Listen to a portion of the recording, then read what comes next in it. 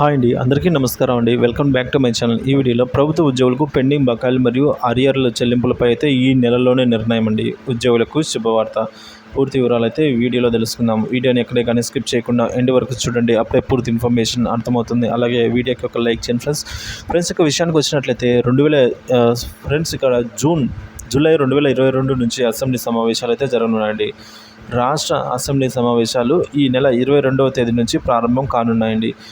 వీటిని 5 రోజుల పాటైతే నిర్వహించే అవకాశం ఉంది.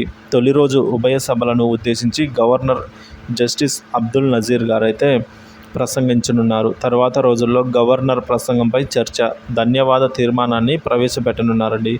రాష్ట్ర ఆర్థిక పరిస్థితిపై అయితే సమీక్షించి పూర్తిస్థాయి బడ్జెట్ను ఖరారు చేసేందుకు సమయం సరిపోని కారణంగా ఈ సమావేశాలలో వార్షిక బడ్జెట్ ప్రవేశపెట్టే అవకాశం లేదు. ఎన్నికల ముందు గత వైకాపా ప్రభుత్వం 4 నెలలకు ప్రవేశపెట్టిన ఓట్ ఆన్ అకౌంట్ బడ్జెట్ ఈ నెల 31 వరకు ఉంటుందండి.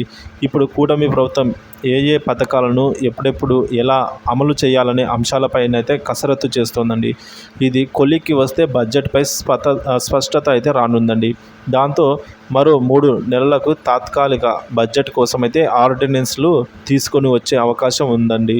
సెప్టెంబర్ నాటికి పూర్తి స్థాయి బడ్జెట్ను అయితే ప్రభుత్వం సిద్ధం చేయనుంది ఫ్రెండ్స్. ఈ మేరకు అయితే